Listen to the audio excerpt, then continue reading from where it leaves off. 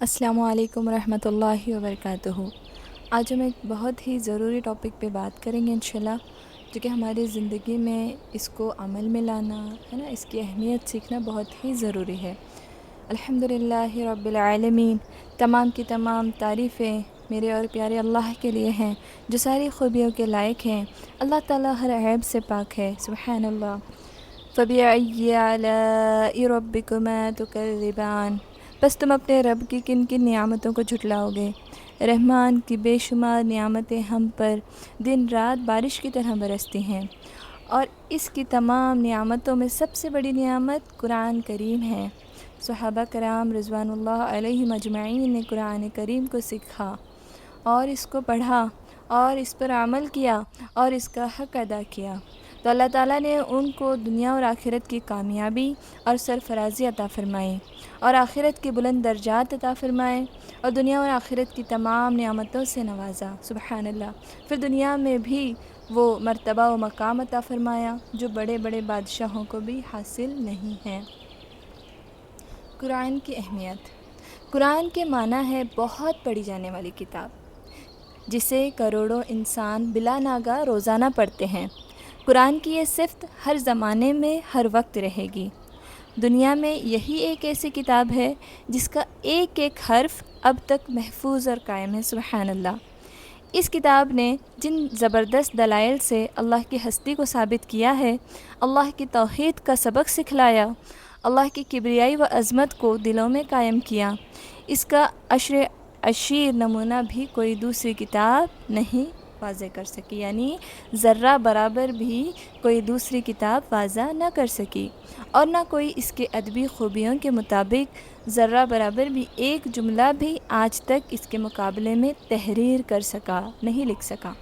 کسی انسان کا علم معجزانہ کتاب کو نہیں لکھ سکتی۔ قرآن وحدانیت کا سب سے بڑا گواہ ہے۔ قرآن کریم مومن کے لیے بہت بڑی نعمت ہے۔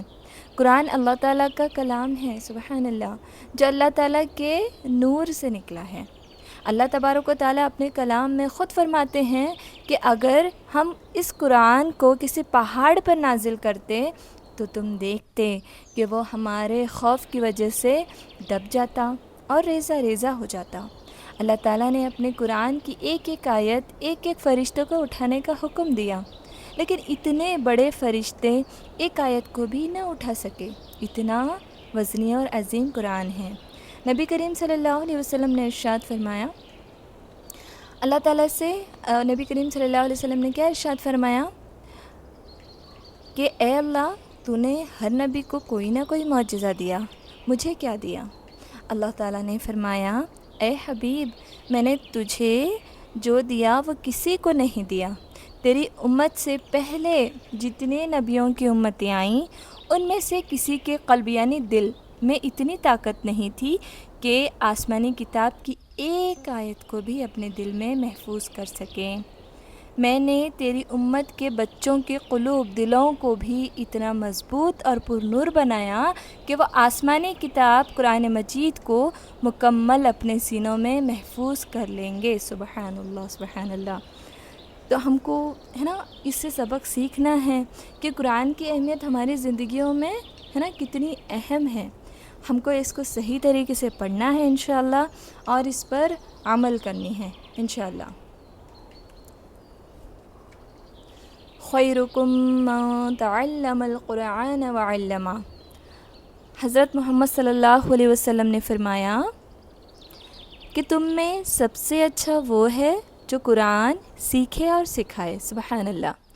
عربی ہمارے پیارے نبی صلی اللہ علیہ وسلم کی زبان ہے۔ اللہ تعالیٰ قرآن کو عربی میں نازل کیے ہیں۔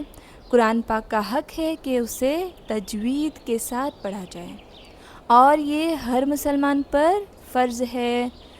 انشاءاللہ کوشش کریں گے کہ ہم اس فرض کو بھی پورا کریں۔ تجوید کا لفظ جود سے نکلتا ہے، اور جود کا مطلب ہے کسی چیز کو بہتر کرنا اور خوبصورت بنانا۔ قرآن کریم کے اعتبار سے تجوید یعنی حروف کے مخرج کو اس کے صفات اور قواعد کے ساتھ پڑھنا، سبحان اللہ۔ آگے بھی دیکھیے کہ سورہ مزمل میں اللہ تعالیٰ فرماتے ہیں ورتل القرآن ترتیلا، ترجمہ، اور قرآن کو ٹہر ٹہر کر پڑھا کرو۔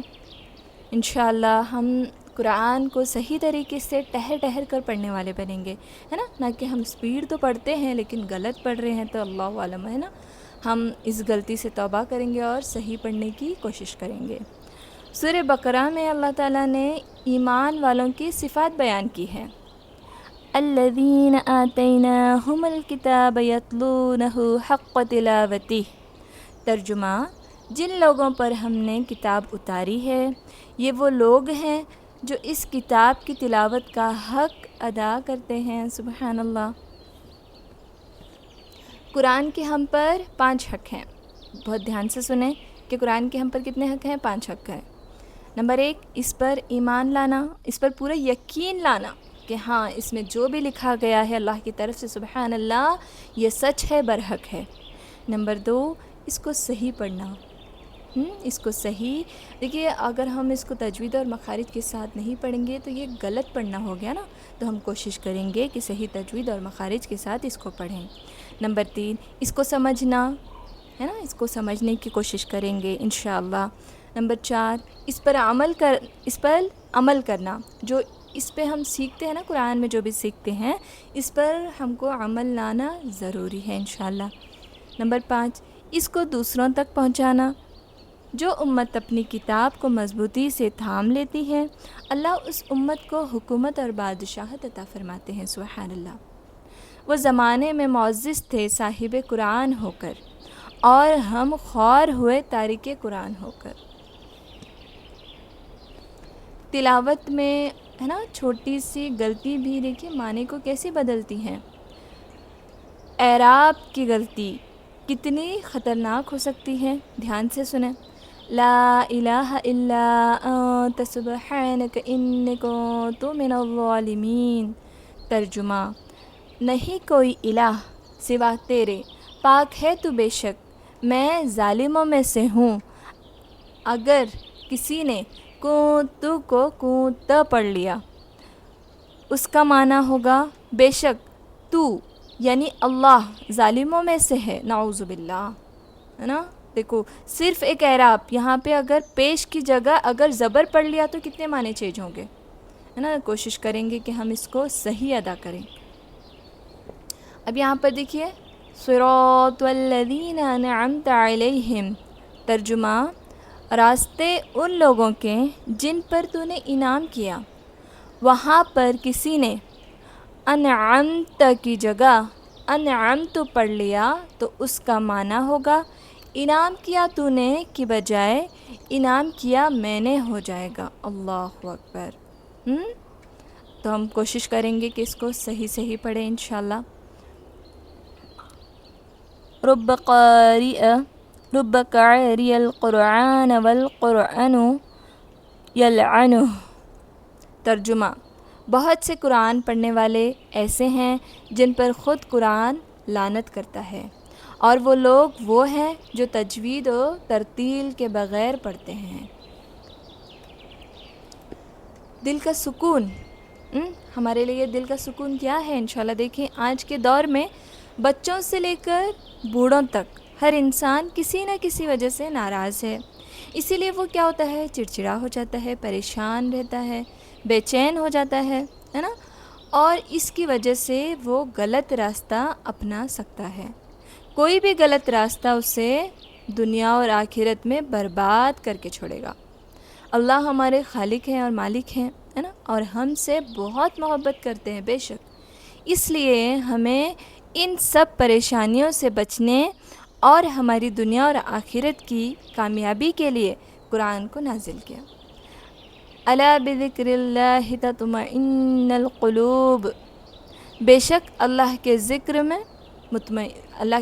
سے مطمئن ہوتے ہیں دل، بے شک اللہ کے ذکر سے مطمئن ہوتے ہیں دل۔ سبحان اللہ۔ اب تلاوت قرآن کے فضائل۔ حضرت عبداللہ بن عمر رضی اللہ تعالیٰ عنہ سے روایت ہے کہ نبی کریم صلی اللہ علیہ وسلم نے فرمایا صرف 2 آدمی قابل رشک ہیں اور ان پر رشک آنا برحق ہے، ایک وہ جس کو اللہ نے قرآن کی نعمت عطا فرمائی، پھر وہ دن و رات کے اوقات میں یعنی وقت میں اس میں لگا رہتا ہے، اور دوسرا وہ خوش نصیب آدمی جس کو اللہ نے مال سے نوازا اور وہ دن رات کے اوقات میں راہ خدا میں اس کو خرچ کرتا رہا۔ صحیح بخاری و مسلم کی حدیث، صحیح بخاری و صحیح مسلم کی حدیث، سبحان اللہ۔ قرآن پڑھنے کے فائدے اور آداب تھا نا کہ ہم کو قرآن کیسے ادب کے ساتھ پڑھنے ہیں اور اس کے فائدے کیا ہیں، انشاءاللہ سیکھتے ہیں۔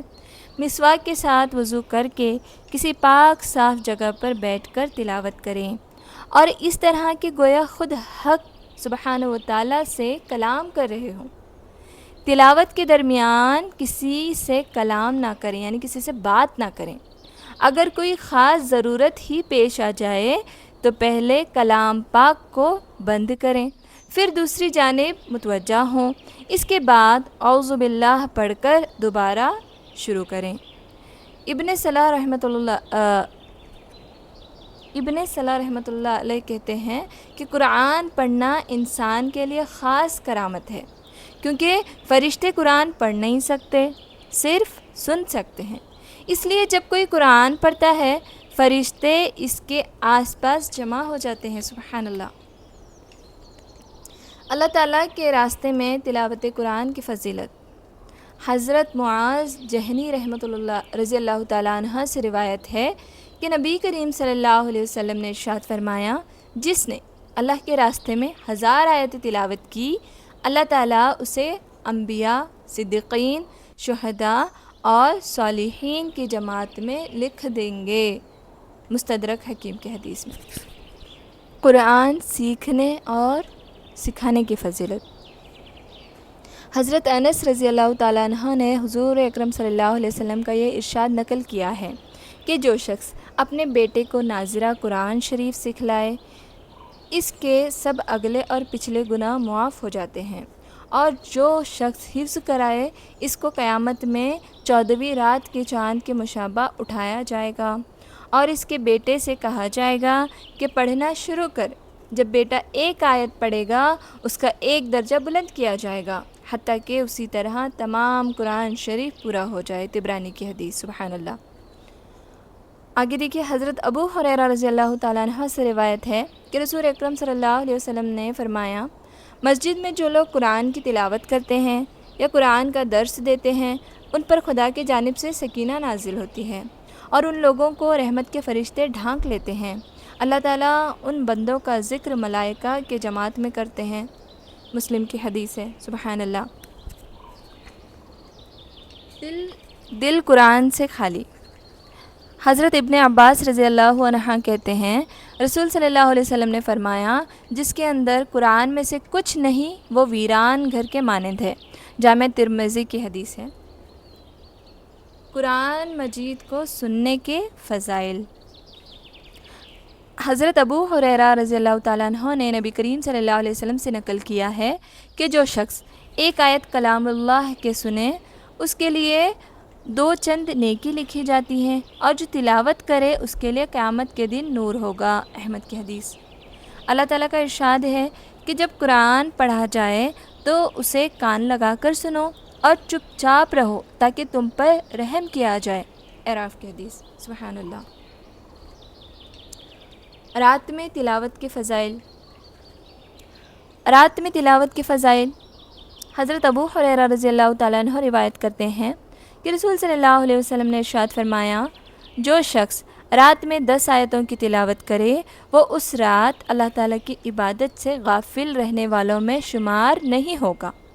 اور ابو ہریرہ رضی اللہ عنہ کی روایت میں ہے کہ جو شخص کسی رات کو 100 آیت کی تلاوت کرے وہ اس رات قانتین عبادت گزار لوگوں میں لکھا جائے گا۔ حکیم مسلم کی حدیث ہے، سبحان اللہ، ہے نا۔ تو ہم کوشش کریں گے کہ ہے نا رات میں پابندی کے ساتھ قرآن شریف کی تلاوت کریں انشاءاللہ۔ قرآن مجید دیکھ کر پڑھنے کی فضیلت۔ حضرت اوس ثقفی رضی اللہ عنہ حضور اقدس صلی اللہ علیہ وسلم کا ارشاد نقل کرتے ہیں کہ کلام شریف کا حفظ پڑھنا 1000 درجے ثواب رکھتا ہے، اور قرآن پاک میں دیکھ کر پڑھنا 2000 تک بڑھ جاتا ہے۔ سبحان اللہ۔ بہقی کی حدیث میں ہے، حضرت شداد بن اوس رضی اللہ تعالیٰ عنہ سے روایت ہے کہ شیطان پر قرآن میں دیکھ کر پڑھنے سے زیادہ کوئی عبادت گراہ نہیں گزرتی، یعنی سب سے زیادہ تکلیف ہے نا نہیں گزرتی۔ قرآن مجید ایک دفعہ دیکھ کر پڑھنا 7 دفعہ حفظ پڑھنے کے برابر ہے۔ حسن حسین کی حدیث۔